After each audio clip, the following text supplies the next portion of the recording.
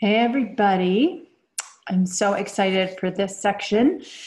So as in the welcome video, you may have noticed we're talking really a lot about the heart chakra, but as well in this space, this is where our trust lives and our triggers and our truth and really the seed of all intuition.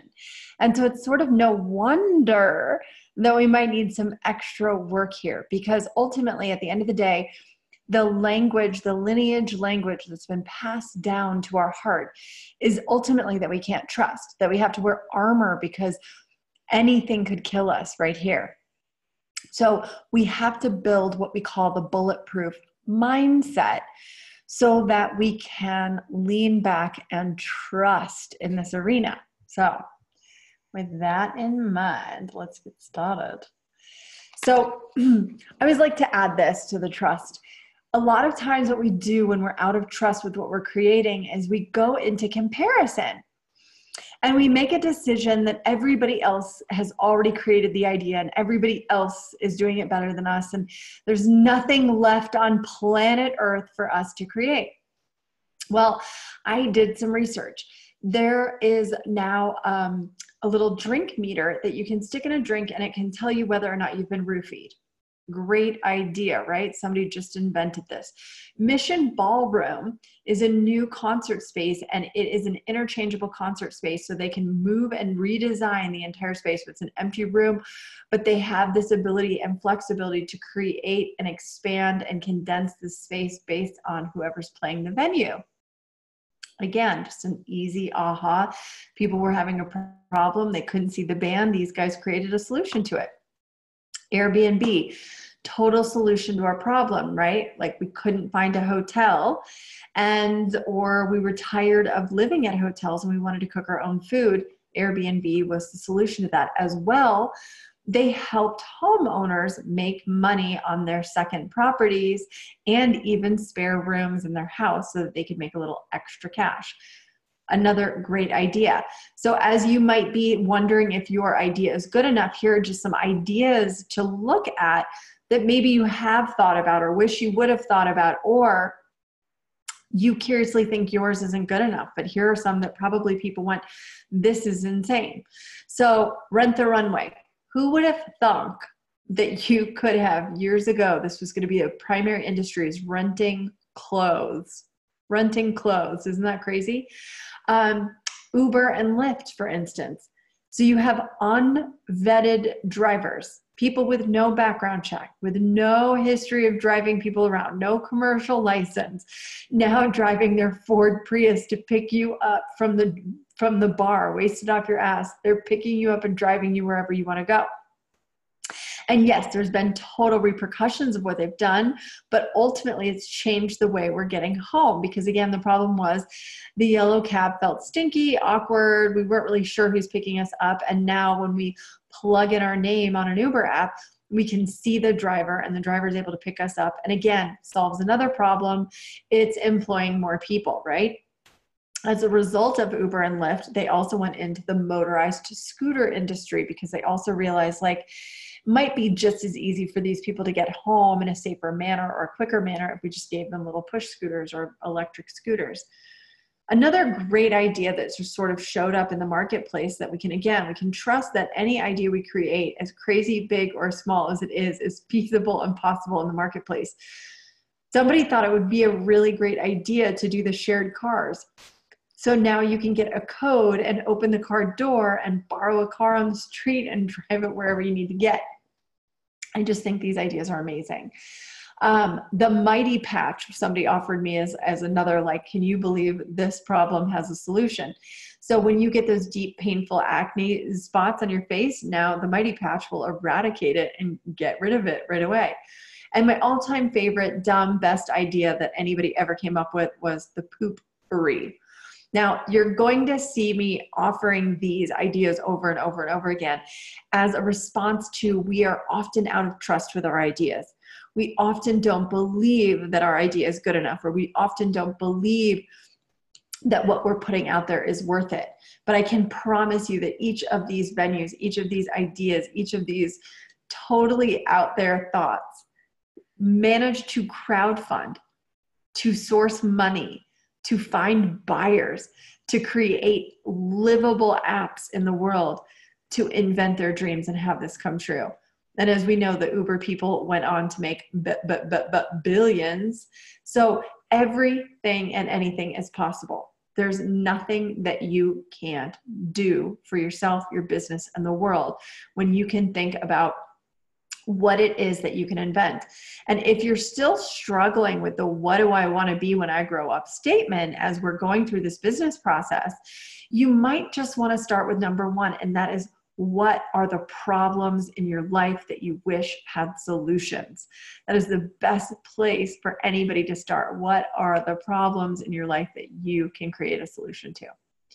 All right, now on to the really bulletproof mindset. But this stuff is a great way to do some research and find out what you can make or what in your industry somebody else has done. So to really create a bulletproof mindset, it's really all about building up belief, building up your own personal beliefs about what you can create and what you are already doing in the world. So what I want you guys to do is really set up 2 notebooks this week, 2 different notebooks. One is create a daily gratitude journal. Now, these don't have to be huge journals. It doesn't have to be this super powerful, special thing that you're making. And if it's 1 book, that's fine. You want it right by your bedside. So every morning you're waking up in gratitude of everything that you're doing. And then on the second half, before you go to bed, I want you to write the Look at Me book. Now, I call it the Look at Me book. You can call it a brag book. You can call it whatever you want. But ultimately, at the end of the day, you want to start taking stock of everything you were successful at. And if the day feels like nothing good happened and the best I did was put my shoes on and brush my teeth, then that goes in the brag book. But ultimately, it's really taking note of the things that you're doing.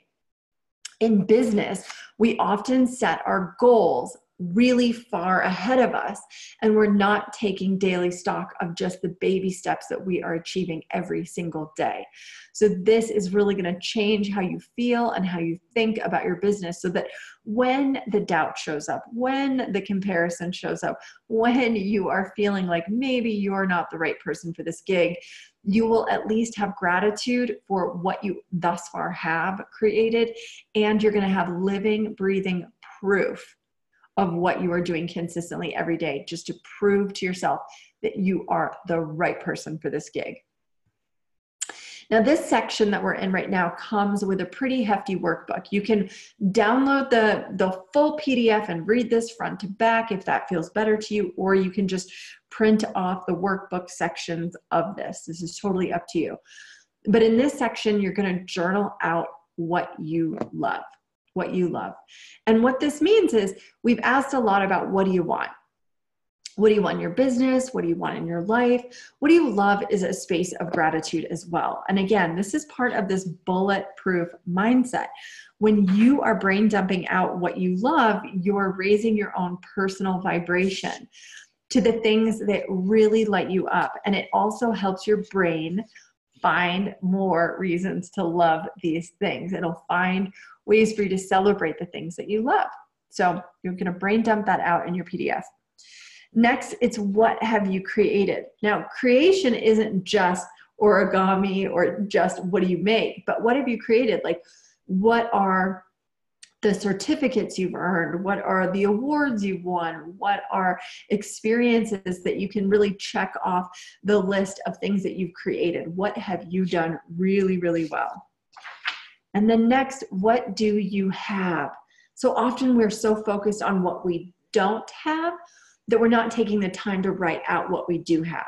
And I think that this boils down to just the physical items. And it might even be family, it might even be love, it might be more ethereal to you, but what you have are the proof of what you're doing every day.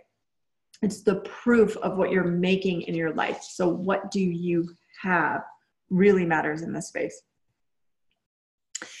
This one is sometimes challenging for each of you, and sometimes this is the easy one, but what do you love about yourself? And I'm challenging you to really follow the workbook on this one. Really follow the workbook on this one.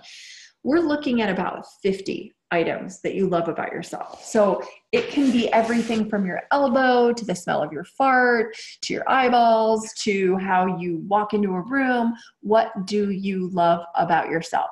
Not an explanation like, I'm a really good parent. That's more like what I do. This is about what do you love about yourself. I love my laugh. I love my hair. I love the way that I feel I make people feel, perhaps. You can do that, but it's less about what you do for other people and more just accolades for yourself. What's your favorite time of day and your hour of power? Now, a lot of people this is a small question, but it's in this workbook as well. And largely I'm asking this because when you know your hour of power, when you feel best in your day, when you have the most energy, that's when you really want to stack and pack the pieces of inspiration into your schedule. This is when you really want to leave CEO time, is at that hour of power, so that you are integrating the best magical power into your business at that moment. And last, what makes you feel lucky? Luck is something people say is made and some people say is earned. I feel like luck is something that is manifestable.